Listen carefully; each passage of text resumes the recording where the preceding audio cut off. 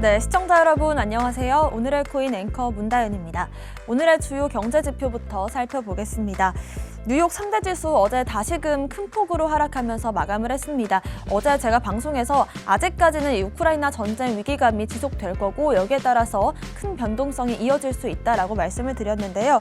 어제 시장이 열린 사이에 이 바이든 대통령과 푸틴 대통령 그리고 우크라이나 대통령까지 여러 가지 발언들이 좀 나오면서 시장에 압박을 주는 모습이었습니다. 지수로 확인해 보겠습니다. 나스닥 선물지수와 S&P 500지수 모두 2% 넘는 하락 보였습니다. 나스닥 선물지수 14,100선까지 내려오는 모습이고요.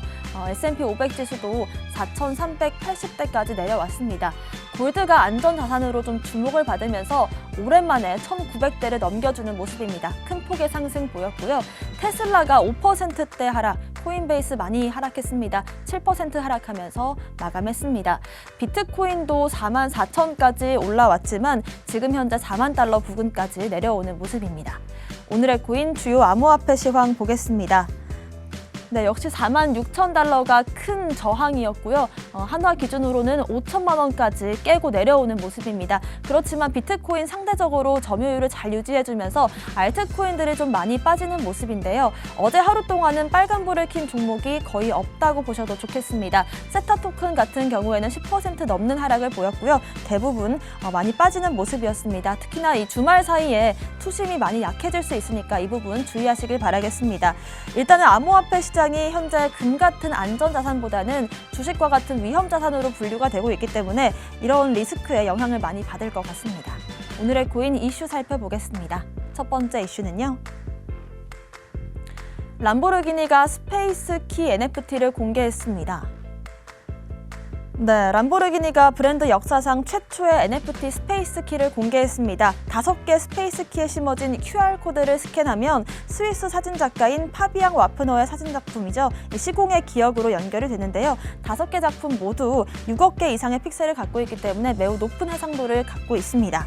네, 그렇습니다. 최근 코인리스에서도 람보르기니에서 이제 NFT를 출시할 수 있을 것이다 라는 기사를 낸 적이 있었는데 지금 현재 이 NFT 관련 코인들의 가격 자체는 떨어지고 있지만 NFT 시장의 가치 같은 경우에는 계속해서 커지고 있는 모습입니다. 두 번째 이슈 보겠습니다.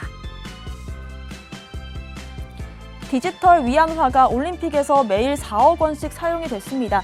인민은행이 공식 발표를 했는데요.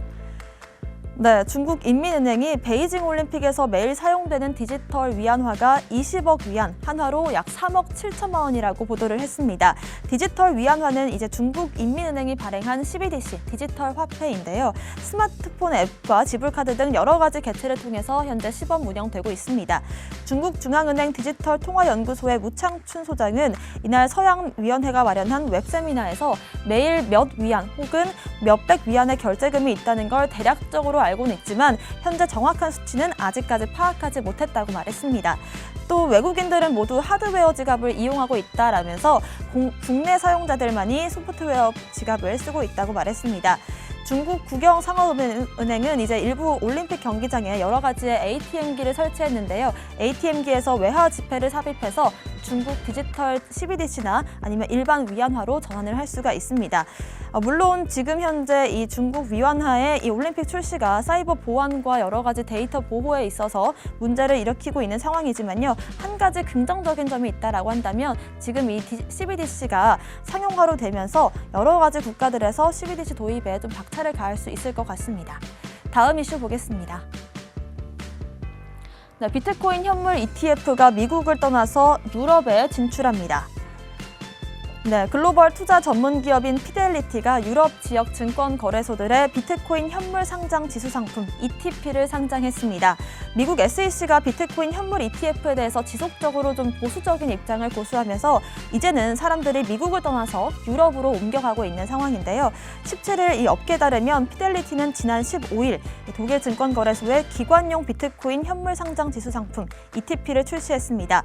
피델리티의 비트코인 상장 지수 상품의 티커는 이제 FBTC인데요. 피델리티는 독일 증권거래소 상장에 멈추지 않고 빠르면 이번 주 내로 스위스에도 비트코인 ETP를 출시할 것이다라고 밝혔습니다. 물론 유럽 내에서 비트코인 현물 추종 파생 상품 출시는 이번이 처음은 아닙니다. 작년 11월에 이제 인베스코에서 독일 증권거래소에 BTIC를 출시한 바가 있는데요. 지금 현재 미국에서는 비트코인 선물을 추종하는 ETF만이 거래되고 있습니다. 글로벌 투자사들이 이제는 이 비트코인 관련 상품이 미국이 아닌 유럽으로 좀 눈길을 돌리는 이유는 여전히 이 SEC에서 비트코인 현물 ETF에 대한 움직임을 보여주지 않고 있기 때문으로 보이는데요. 일단 지속적으로 이 선물 ETF나 여러 가지 좀 파생 상품들이 나오고 있는 상황이지만 우리가 실제로 기대하는 이 현물 ETF 관련된 소식도 하루빨리 등장해서 이 시장 분위기를 좀 바꿔줬으면 좋겠습니다. 오늘의 코인 이슈까지 살펴봤습니다. 저는 잠시 후 다시 돌아오겠습니다. 오늘의 코인 가자!